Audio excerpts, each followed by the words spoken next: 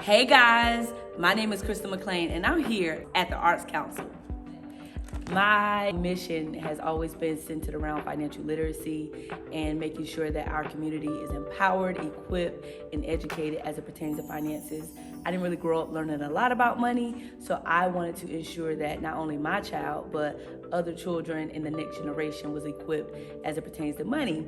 And so my project is centered around that passion, the Money Box Workshop. It's so great because it is incorporating the arts into learning about healthy money habits.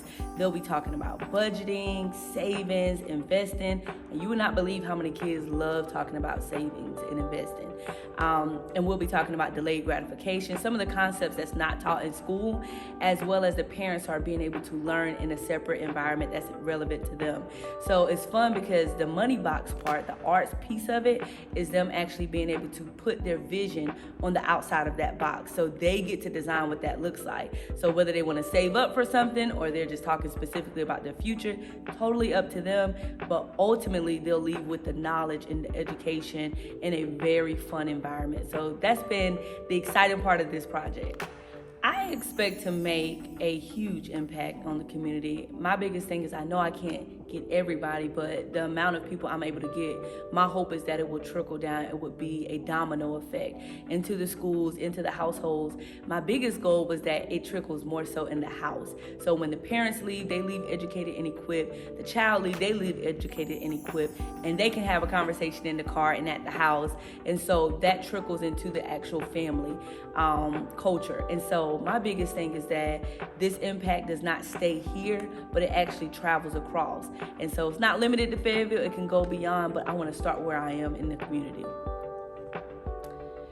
Grant funding really helped out specifically for the supplies that was going to be needed for the event, as well as bringing in the right people.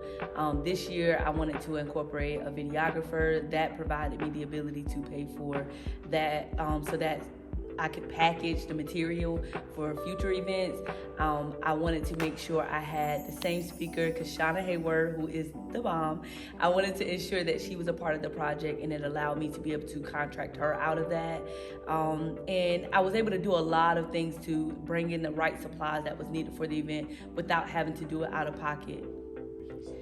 The grant application process for me was really easy. I did enjoy coming to the grant informational mixer. That was my first experience with really hearing about the details of the grant, and you had people walking around really talking about, what that step-by-step process looked like. And then it was more so like a Google Doc, a Google form, and you put your information in there.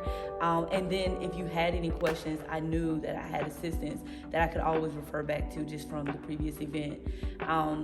And that was it. I mean, pretty much after that part, you put it in, you just wait for a response. Once the response comes back, celebration time.